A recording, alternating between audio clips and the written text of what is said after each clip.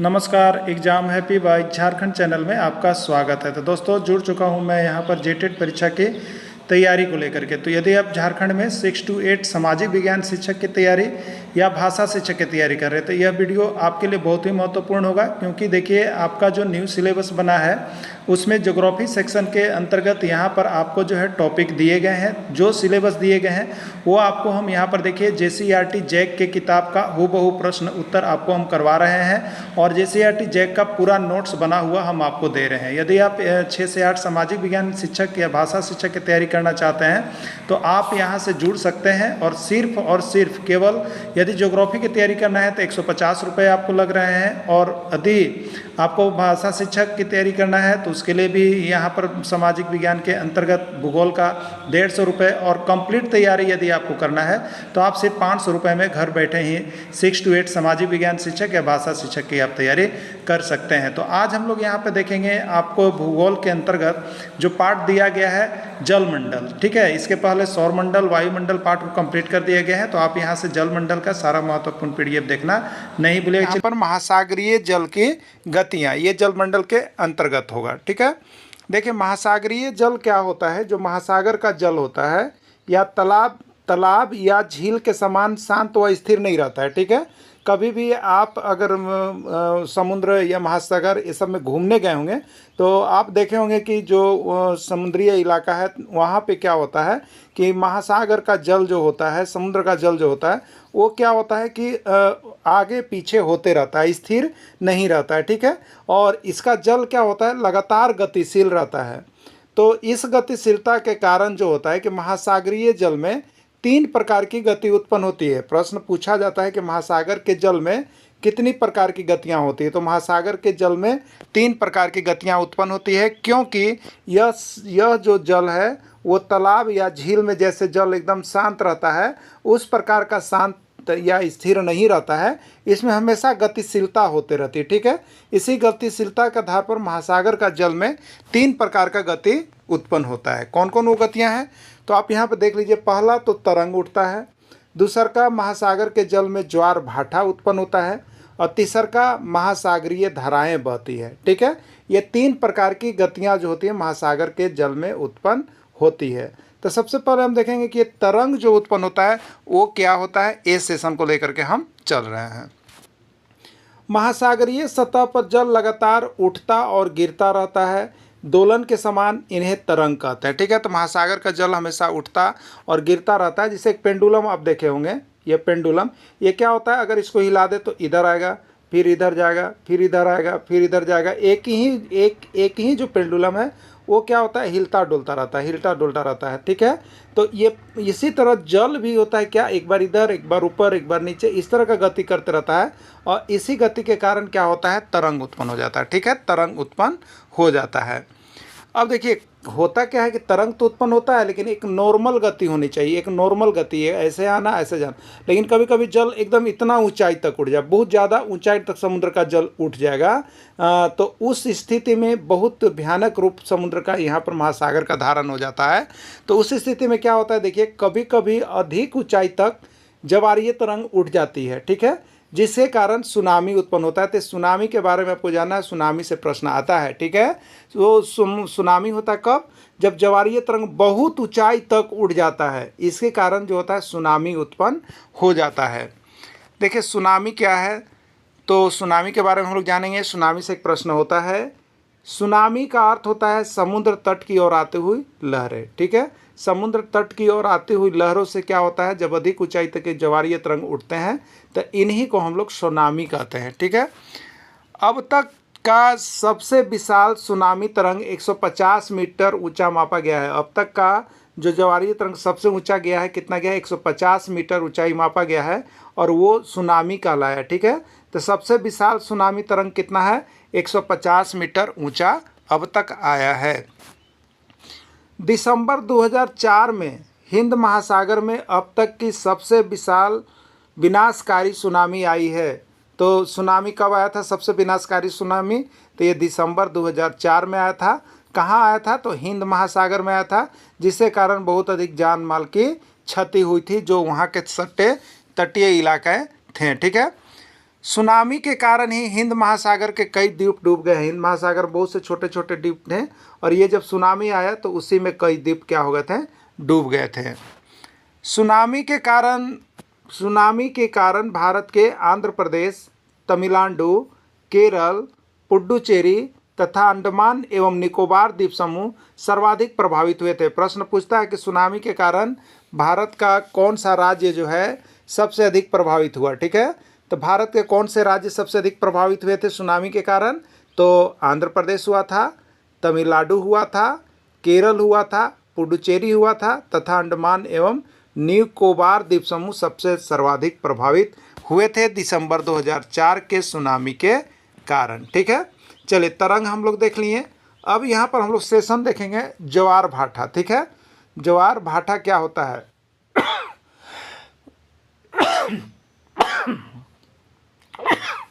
तो अब हम लोग देखेंगे यहाँ पे ज्वार भाटा। ये टाइड्स क्या होता है? तो महासागरीय जल का ऊपर उठना और गिरना ज्वार भाटा कहलाता है। बहुत अधिक तक ऊपर उठना और बहुत अधिक तक नीचे उठना, ये ज्वार भाटा कहलाता है। जब सागर का जल ऊपर उठकर तट की ओर आगे बढ़ता है तो उससे ज्वार कहा जाता है। जैसे ये तट है तो महासागर का जल उठा, तो ये कहाँ पड़ रहा है? तट की ओर आगे जा रहा है। तट की ये यहाँ पर तट है जहाँ पर लोग नहाने वहाने के लिए तैयार रहते हैं। तो महासागर का जल एक बार उठता है और तट से आगे की ओर जाता है। ठीक है, तो ये ज्वार उत्पन्न होता है, ये ज्वार होता है। अब क्या होगा? अब ये जब महासागर का जल ऊपर की ओर उठा तो तट की ओर गया, अब ये ऊपर उठकर नीचे गिरेगा और ये तट से पीछे की ओर जाएगा। पीछे की ओर जाएगा तो उसी को भाटा कहेंगे। ठीक है, दोनों दो चीज़ होता है, याद रखिएगा। जब सागर का जल ऊपर उठकर तट की ओर आगे बढ़ेगा तो उसे ज्वार कहेंगे, लेकिन जब सागर का जल नीचे गिरकर तट से दूर की ओर जाने लगता है तो उसे भाटा कहते हैं। और इसी दोनों से नाम होता है ज्वार का और भाटा का। ठीक है, ये कैसे फिगर है? तो मान लीजिए कि अभी समुद्र का जल यहाँ तक का स्तर है। ठीक है, सागर का जल का यहाँ तक का स्तर है, यहाँ तट है जहाँ पर हम लोग खड़ा होकर स्नान ध्यान कर सकते हैं। लेकिन क्या होता है कि ये तो हमेशा गतिशील रहता है, तो ये इधर से जब सागर का जल उठ करके ऊपर आएगा तो ये तट की ओर आ जाता है जहाँ पर लहरा लगता है। ठीक है, तो ये हो गया ज्वार। लेकिन तट की ओर ऊपर उठ के फिर पीछे की ओर फिर पीछे चला जाता है यहाँ तक, तो ये हुआ भाटा। ये आगे, ये पीछे, ये आगे से पीछे, ये पीछे से आगे, तो ये ज्वार भाटा दोनों का मिला हुआ नाम होता है। सूर्य और चंद्रमा के शक्तिशाली गुरुत्वाकर्षण बल के कारण महासागरों में ज्वार भाटा आते हैं। याद रखिएगा, ज्वार भाटा किसके कारण आते हैं? तो सूर्य और चंद्रमा के शक्तिशाली गुरुत्वाकर्षण बल के कारण। ठीक है, ज्वार भाटा कैसे आते हैं? तो सूर्य और चंद्रमा के शक्तिशाली गुरुत्वाकर्षण बल के कारण ज्वार भाटा उत्पन्न होता है। देखिए, ज्वार दो प्रकार के होते हैं। ज्वार जो महासागरीय तल ऊपर से उठकर महासागर तट से आगे की ओर जाता है, इसको हम लोग ज्वार कहते हैं। और जब ऊपर उठकर नीचे की ओर जाता है, पीछे की ओर, तो इसको हम लोग भाटा कहते हैं। तो ये ज्वार जो है समुद्रीय तट से उठ करके ऊपर आगे तट की ओर आगे जाता है, ये ज्वार होता है। ये ज्वार दो प्रकार के होते हैं। ठीक है, ये ज्वार कितने प्रकार के होते हैं? दो प्रकार के होते हैं। एक को हम लोग कहते हैं बृहत ज्वार और एक को कहते हैं हम लोग लघु ज्वार। ठीक है, एक को बृहत ज्वार कहते हैं और एक को लघु ज्वार कहते हैं। ये बृहत ज्वार क्या होते हैं और लघु ज्वार क्या होते हैं, इसको हम लोग यहाँ पे समझेंगे, बहुत ज़रूरी है। यहाँ से प्रश्न निकल के आपके एग्जाम में आता है। ठीक है, तो देखिए, पूर्णिमा और अमावस्या के दिन, पूर्णिमा और अमावस्या जो हम लोगों का होता है, उस दिन सूर्य, चंद्रमा और पृथ्वी तीनों एक सीध में, जैसे एक सीध, तो इसमें कितना डिग्री कोण बने होते हैं? 180 डिग्री। तो सूर्य, चंद्रमा और पृथ्वी जब तीनों एक ही सीध में आ जाते हैं तो दोनों की आकर्षण शक्ति एक साथ मिलकर काम करती है और उस दिन जो है बृहत ज्वार उत्पन्न होता है। ठीक है, तो बृहत ज्वार कब होता है? पूर्णिमा और अमावस्या के दिन जो होता है समुद्र महासागर में बृहत ज्वार उत्पन्न होता है, पूर्णिमा और अमावस्या के दिन। ठीक है, इसमें क्या होता है कि सूर्य, चंद्रमा और पृथ्वी तीनों एक ही सीध में होते हैं। देखिए यहाँ पर फिगर बना हुआ है, सूर्य, चंद्रमा और पृथ्वी तीनों एक ही सीध में होते हैं। ठीक है, तो ये एक साथ मिलकर क्या करते हैं? बृहत ज्वार का निर्माण करते हैं। क्लियर हो गया होगा? तो बृहत ज्वार कब आता है? अमावस्या या पूर्णिमा को आता है। और उस दिन क्या होता है? तो सूर्य, चंद्रमा, पृथ्वी तीनों एक सीध में होते हैं और एक सीध में होने के कारण यहाँ पर कौन सा ज्वार उत्पन्न होता है? बृहत ज्वार उत्पन्न हो जाता है। चलिए, ठीक है, नेक्स्ट है लघु ज्वार को देखेंगे हम लोग। लघु ज्वार क्या होता है? तो प्रत्येक महीने के कृष्ण पक्ष एवं शुक्ल पक्ष की तिथि, ठीक है, कृष्ण पक्ष एवं शुक्ल पक्ष, कृष्ण पक्ष की अष्टमी तिथि और शुक्ल पक्ष की भी अष्टमी तिथि को सूर्य, चंद्रमा और पृथ्वी एक समकोण बनाते हैं। देखिए, बृहद ज्वार में सूर्य, चंद्रमा और पृथ्वी क्या थे, एक सीध में थे, यानी सीधी रेखा यानी सरल रेखा 180 डिग्री का कोण बना रहे थे। लेकिन लघु ज्वार में क्या होगा, सूर्य, चंद्रमा और पृथ्वी जो होते हैं तीनों एक दूसरे को कैसे करेंगे, तो समकोण बनाएंगे। क्या करेंगे, समकोण बनाएंगे। और ये कब होते हैं, तो कृष्ण पक्ष और शुक्ल पक्ष की अष्टमी तिथि को होते हैं, ठीक है। इस समय सूर्य और चंद्रमा का आकर्षण बल एक दूसरे के विपरीत कार्य करता है। इस समय सूर्य और चंद्रमा का आकर्षण बल एक दूसरे के विपरीत कार्य करता है और इस कारण वहाँ पे लघु ज्वार उत्पन्न होता है, ठीक है। तो लघु ज्वार कब होता है, तो यहाँ पर आपको कृष्ण पक्ष और शुक्ल पक्ष की अष्टमी तिथि को, और इसमें सूर्य, चंद्रमा और पृथ्वी क्या होते हैं, समकोण बनाते हैं। समकोण बनाने के कारण इसमें लघु ज्वार उत्पन्न होता है। आप देखिए यहाँ पर फिगर बना हुआ, सूर्य, पृथ्वी, चंद्रमा, ठीक है। तो ये क्या हो रहा है, ये समकोण यहाँ पर 90 डिग्री बन रहा है। क्या बन रहा है, 90 डिग्री। तो ये आपको लघु ज्वार उत्पन्न होगा। देखिए, ज्वार भाटा का महत्व क्या है, ज्वार भाटा का महत्व क्या है, अब देख लीजिएगा। ज्वार भाटा किस कारण से आपके लिए उपयोगी है, नौ संचालन में सहायक होता है। देखिए, जो नाविक लोग, समुद्र में नाविक जो होते हैं, उनके संचालन में ज्वार भाटा आसानी करता है काम। उच्च ज्वार के दौरान मछलियां तट के नज़दीक आ जाती है, जिससे मछुआरों को सुविधा होती है। तो इसमें मछुआरों को सुविधा होती है, कैसे होती है, तो मान लीजिए ये तट है, यहाँ तट है, यहाँ पर क्या है, आपका खाली जगह है। तो ये क्या होता है कि जब उच्च ज्वार उत्पन्न होता है तो पीछे से आने वाले महासागरीय धाराएं तट से आगे की ओर जाती है, ठीक है, और आगे जा करके तुरंत पीछे आ जाती है। तो जब आगे जाएगी तो यहाँ पर मछलियाँ ये सब बाहर भी फेंका जाती है, ठीक है। तो ये क्या होता है कि यहाँ पर मछुआरों को मछली पकड़ने में सुविधा होती है। कब, जब ज्वार भाटा उत्पन्न होता है तब। ज्वार भाटा का उपयोग विद्युत ऊर्जा के उत्पादन में भी किया जाता है। विद्युत ऊर्जा के उत्पादन के लिए बहुत लोग ज्वार भाटा का उपयोग करते हैं। ज्वार भाटा का उपयोग नमक बनाने में भी किया जाता है, क्योंकि ज्वार भाटा जो उत्पन्न होता है तब यहाँ पर जब उच्च ज्वार उत्पन्न होता है तो यहाँ पर जल जो होता है तट से आगे की ओर जाता है, और ये जल जो बाहर बाहर कोने में नीचे गड्ढे उड्ढे गिर जाते हैं, वहाँ से क्या होता है, तो ये नमक तैयार हो जाता है। क्योंकि नमकीन होता है, लवणीय होता है, तो इसलिए नमक तैयार हो जाता है। चलिए अब हम लोग देखेंगे महासागरीय धाराएं। जो तीसरा नंबर था यहाँ पर महासागरीय धाराएं, पहला था तरंग, दूसरा था ज्वार भाटा, तीसरा था महासागरीय धाराएं। तो महासागरीय धाराएं के बारे में हम लोग देखेंगे। तो यह दो प्रकार का होता है। महासागरीय धाराएं कितने प्रकार की होती है, दो प्रकार की होती है। प्रश्न पूछ सकता है कि महासागरीय धाराएं कितने प्रकार की होती है, तो दो प्रकार की होती है। एक को कहते हैं उष्ण या गर्म जलधारा और दूसरे को कहते हैं शीत या ठंडी जलधारा, ठीक है। तो गर्म जलधारा और ठंडी जलधारा, ये दो प्रकार की जलधाराएं होती है। चलिए, उष्ण या गर्म जलधारा क्या है। उष्ण जलधारा भूमध्य रेखा के निकट उत्पन्न होती है तथा ध्रुवों की ओर प्रवाहित होती है। याद रखिएगा, ये भूमध्य रेखा से शुरू होगा और किधर प्रवाहित होगा, ध्रुवों की ओर प्रवाहित होगा, तो वो उष्ण या गर्म जलधारा है। इसके उदाहरण देखिएगा, गल्फ स्ट्रीम एक गर्म जलधारा है, ब्राजीलियन धारा गर्म जलधारा है, उत्तरी अटलांटिक धारा गर्म जलधारा है। और ये कहाँ पर ये तीनों धाराएं होती है, कौन किस महासागर में, तो अटलांटिक महासागर की गर्म जलधारा है, ठीक है। तो आपसे ये भी पूछ सकता है कि अटलांटिक महासागर की गर्म जलधारा कौन कौन है, तो गल्फ स्ट्रीम, ब्राजीलियन धारा और उत्तरी अटलांटिक धारा, ये गर्म जलधारा है और अटलांटिक महासागर की धारा है, ठीक है। विषुवतीय विपरीत धारा, अगुलहास धारा, मोंजाबिक धारा, ये हिंद महासागर की गर्म जलधारा है, ठीक है। हिंद महासागर की गर्म जलधारा का नाम ये सभी है। गर्म जलधारा और ठंडी जलधारा का कौन कौन है, नाम याद रखिएगा। यहाँ से एक प्रश्न आपके एग्जाम में रहेगा। क्यूरोसियो उत्तर भूमध्य रेखा, पूर्वी ऑस्ट्रेलिया, ये प्रशांत महासागर की गर्म जलधारा है, ठीक है।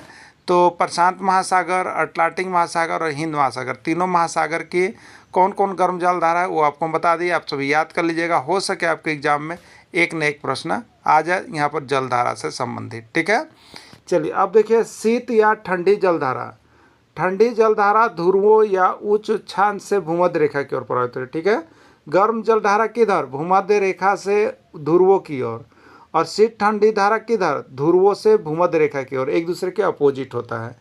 कैलिफोर्निया धारा, फाकलैंड धारा और लेब्राडोर धारा, यह मुख्य ठंडी जलधारा है। ये तीनों प्रश्न भी बहुत ही इंपॉर्टेंट है। कैलिफोर्निया धारा, ठंडी जलधारा है, फाकलैंड धारा ठंडी जलधारा है, लेब्राडोर धारा ये ठंडी गर्म जलधारा है। इसको याद रखना है आपको, यहाँ से एक प्रश्न आपके छप रहे हैं, ठीक है। अब देखिएगा, पश्चिमी ऑस्ट्रेलिया हिंद महासागर की ठंडी जलधारा है। पश्चिमी ऑस्ट्रेलिया भी एक ठंडी जलधारा है, किस महासागर की? हिंद महासागर की। कैलिफोर्निया, ओयासियो और क्यूराइल ये धारा भी ठंडी जलधारा है, और ये किसकी है? तो प्रशांत महासागर की ठंडी जलधारा यहाँ से उत्पन्न होता है, ठीक है। महासागरीय धाराओं का प्रभाव, महासागरीय धाराएं जो गर्म और ठंडी जलधारा बहती है उसका क्या प्रभाव पड़ता है, ठीक है। महासागरीय धाराएं किसी क्षेत्र के तापमान को प्रभावित करती है। गर्म धाराओं से स्थलीय क्षेत्र का तापमान गर्म हो जाता है तथा ठंडी धाराओं से स्थलीय क्षेत्र का तापमान ठंडी हो जाता है। तो ठंडी और गर्मी का कारण जो होता है महासागरीय धारा का प्रभाव होता है, ठीक है। जिस स्थान पर गर्म एवं ठंडी जलधारा मिलती है वह स्थान विश्व का सर्वोत्तम मत्स्य क्षेत्र माना जाता है। जापान तट पर इसी कारण मछली अधिक उत्पादन होता है, ठीक है। तो जापान तट पर मछली किसके कारण उत्पादन होती है? तो यहाँ पर गर्म एवं ठंडी जलधारा के मिश्रण के लिए होता है, और वो उस क्षेत्र सबसे अच्छा माना जाता है मछली उत्पादन के लिए। गर्म और ठंडी जलधारा के मिलने से घना कोहरा उत्पन्न होता है जिससे नौ संचालन में बाधा पहुंचती है। तो गर्म और ठंडी धारा से एक और नुकसान है कि इससे घना कोहरा उत्पन्न होता है और जिससे जो है नौ संचालन में बाधा पहुंचाता है।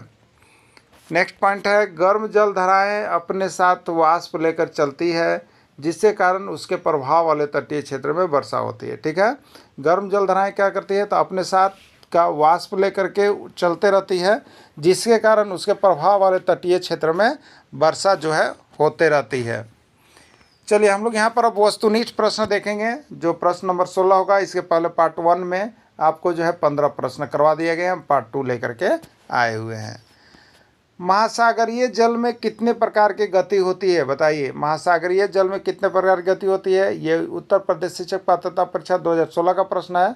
अभी आपको हम बताया भी है कि महासागरीय जल में 3 प्रकार की गतियाँ होती है। एक होती है तरंग गति, एक होती है ज्वार गति, एक होती है महासागरीय गति। यानी राइट आंसर इसका क्या होगा? सभी होगा। तो महासागरीय जल में इतनी सभी प्रकार की गतियाँ पाई जाती है। सुनामी के बारे में क्या सत्य है? क्वेश्चन नंबर 17 है, सुनामी के बारे में क्या सत्य है आपको बताना है। उत्तराखंड टेट 2016 का प्रश्न है। सुनामी के बारे में क्या सत्य है? अधिक ऊंचाई तक ज्वारीय तरंग उठने के कारण सुनामी उत्पन्न होता है, बिल्कुल सही है। दिसंबर 2004 ईस्वी में हिंद महासागर में अब तक का सबसे विशाल सुनामी आया था, ये भी सही है। जो बच गया तो बहुत लोगों के जान माल की क्षति हुई थी। सुनामी के कारण आंध्र प्रदेश, तमिलनाडु, केरल, अंडमान एवं निकोबार द्वीप समूह सबसे अधिक प्रभावित हुए। सुनामी के कारण सबसे अधिक प्रभाव कहाँ पर पड़ा था? तो आंध्र प्रदेश में, फिर तमिलनाडु में, फिर केरल में, फिर अंडमान एवं निकोबार द्वीप समूह में सबसे अधिक प्रभावित हुआ था, ठीक है। राइट आंसर इसका डी होगा, सभी होगा।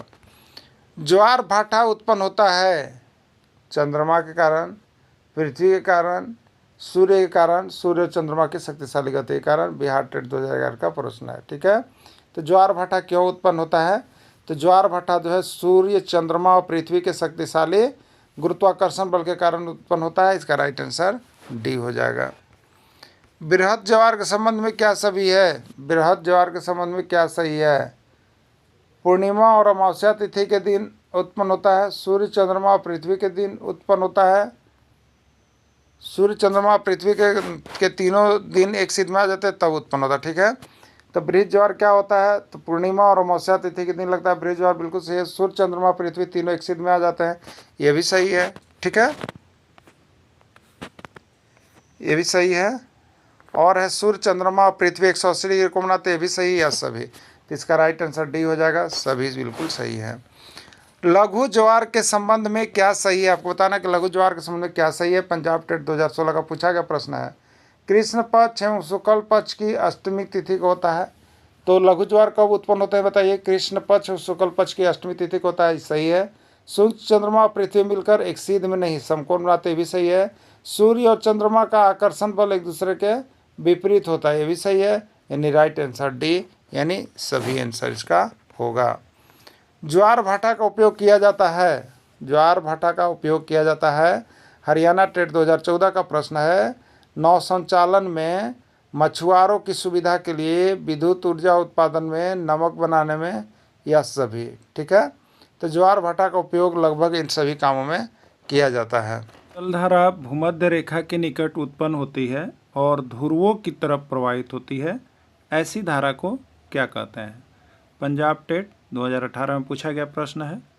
गर्म जलधारा, ठंडी जलधारा, नर्म जलधारा या कोई नहीं। ठीक है, देखिए जब जलधारा जो भूमध्य रेखा होता है, भूमध्य रेखा, और उसके बाद वो किधर होती है? ध्रुवों की तरफ प्रवाहित होती है। ठीक है, किधर होता है? ध्रुवों की तरफ प्रवाहित होती है, तो ऐसी धारा को हम लोग यहाँ पर गर्म जलधारा कहते हैं। ठीक है, क्या कहते हैं? गर्म जलधारा। और जब जलधारा जो होता है ध्रुव से भूमध्य रेखा की ओर प्रवाहित होगी, तो ऐसी जलधारा को लोग ठंडी जलधारा कहते हैं। ठीक है, जब जलधारा ध्रुव से लेकर भूमध्य रेखा की ओर प्रवाहित होती है तो वह जलधारा क्या कहलाती है? यह प्रश्न राजस्थान टेट 2018 का पूछा गया प्रश्न है। ठंडी जलधारा, गर्म जलधारा, नर्म जलधारा या कोई नहीं। ठीक है, जब जलधारा जो है ध्रुव से चलेगी और किधर आएगी? भूमध्य रेखा की ओर, तो ये ठंडी जलधारा होती है। कौन सी जलधारा होती है? ठंडी जलधारा होती है। याद रखिएगा, भूमध्य रेखा से किधर जाएगी? ध्रुव की ओर। भूमध्य रेखा से ध्रुव की ओर, तो ये गर्म जलधारा होगा। और ध्रुव से किधर आएगी? भूमध्य रेखा की ओर, तो ये ठंडी जलधारा होगा। ठीक है, दोनों जलधारा से प्रश्न पूछा जाता है। गल्फ स्ट्रीम किस प्रकार की जलधारा है? यूपी टेट 2013 का पूछा गया प्रश्न है। गर्म जलधारा, ठंडी जलधारा, दोनों या कोई नहीं। ठीक है, तो गल्फ स्ट्रीम जो है आपका गर्म जलधारा है। ठीक है, अगुलहास किस प्रकार की जलधारा है? अगुलहास किस प्रकार की जलधारा है? हरियाणा टेट 2014 का प्रश्न है। ठंडी जलधारा, गर्म जलधारा, वर्षा जलधारा या सभी। ठीक है, तो अगुलहास जो है ये क्या है? आपका गर्म जलधारा है। ठीक है, अगुलहास जो है गर्म जलधारा का नाम है। मोनजाबिक किस प्रकार की जलधारा है? ठंडी जलधारा, गर्म जलधारा, नर्म जलधारा या सभी। ठीक है, तो मोनजाबिक भी जो है वो आपका गर्म जलधारा है। पंजाब टेट 2016 का पूछा गया प्रश्न है। क्यूरोसियो किस प्रकार की जलधारा है? उत्तराखंड टेट 2016 का प्रश्न है। गर्म जलधारा, ठंडी जलधारा, ताप जलधारा या कोई नहीं। ठीक है, तो क्यूरोसियो जो है वो आपका गर्म जलधारा है। अटलांटिक महासागर की गर्म जलधारा, इसमें कौन कौन है बताना है। अटलांटिक महासागर में कौन कौन जलधारा उत्पन्न होती है? पंजाब टेट 2013 में पूछा गया था। गल्फ स्ट्रीम, ब्राज़ील, उत्तरी अटलांटिक या सभी। ठीक है, तो गल्फ स्ट्रीम गर्म जलधारा, ब्राज़ील गर्म जलधारा, उत्तरी अटलांटिक गर्म जलधारा, और ये सभी जो है अटलांटिक महासागर में जलधाराएं उत्पन्न होती है। राइट आंसर इसका डी सभी होगा। हिंद महासागर की जलधारा का नाम क्या है? अगुलहास धारा, मोनजाबिक धारा, विषुवतीय विपरीत धारा या सभी। ये एमपी टेट 2014 का पूछा गया प्रश्न है। ठीक है, तो हिंद महासागर की जलधारा का क्या क्या नाम है? अगुलहास, मोनजाबिक, विषुवतीय, ये सभी हिंद महासागर की गर्म जलधारा का नाम है। लैब्राडोर धारा किस प्रकार की जलधारा है? ठंडी, गर्म, ताप, कोई नहीं। झारखंड टेट, सीजी टेट और यूपी टेट तीनों में प्रश्न पूछा गया है। तो लैब्राडोर जो है ये आपका ठंडी जलधारा है। फाकलैंड किस प्रकार की जलधारा है? सीजी टेट, छत्तीसगढ़ टेट 2012 का पूछा गया प्रश्न है। ठंडी जलधारा है, गर्म जलधारा है, ताप जलधारा है या कोई नहीं। ठीक है, तो फाकलैंड जो है ये आपका ठंडी जलधारा आता है। कैलिफोर्निया किस प्रकार की जलधारा है? ठंडी जलधारा, गर्म जलधारा, ताप जलधारा या कोई नहीं। उत्तर प्रदेश शिक्षक पात्रता परीक्षा 2018, तो कैलिफोर्निया ठंडी जलधारा है। तो देखिए हम यहाँ पर देखेंगे JCERT जैक की किताब से जितना भी प्रश्न हूबहू बना है वो सारे प्रश्न को हमने दिखाया और विभिन्न राज्यों के पात्रता परीक्षा में। तो आप सभी जेटेट पास करने के लिए हमारे साथ अवश्य जुड़ जाइएगा। यहाँ पर आप कम प्रश्न पढ़ के अधिक लाभ जरूर उठा सकते हैं, अधिक प्रश्न आपके एग्जाम जरूर आते हैं, क्योंकि अभी जैक की तरफ से जो 2 आकलन परीक्षा हुई थी भर भर के प्रश्न आपको किताब से पूछ दिया था, या झारखंड सहायक आचार्य की परीक्षा हुई थी उसमें भी JCERT किताब से भर भर के प्रश्न आया है। तो आप सभी JCERT जैक की किताब से बने हुए नोट्स को ही पढ़ के जाइएगा। कम प्रश्न है और अधिक यहाँ से आएगा, तो परीक्षा में जाने से पहले एक बार यहाँ से नोट्स PDF जरूर खरीद लीजिएगा। सभी का सब्जेक्ट का नोट्स यहाँ पर मिलेगा। अगर केवल जिनको ज्योग्राफी सेशन का नोट्स लेना होगा वो 150 रुपये में यहाँ से लेकर के तैयारी केवल ज्योग्राफी का कर सकते हैं। वीडियो को अंत तक जुड़े रहें, धन्यवाद।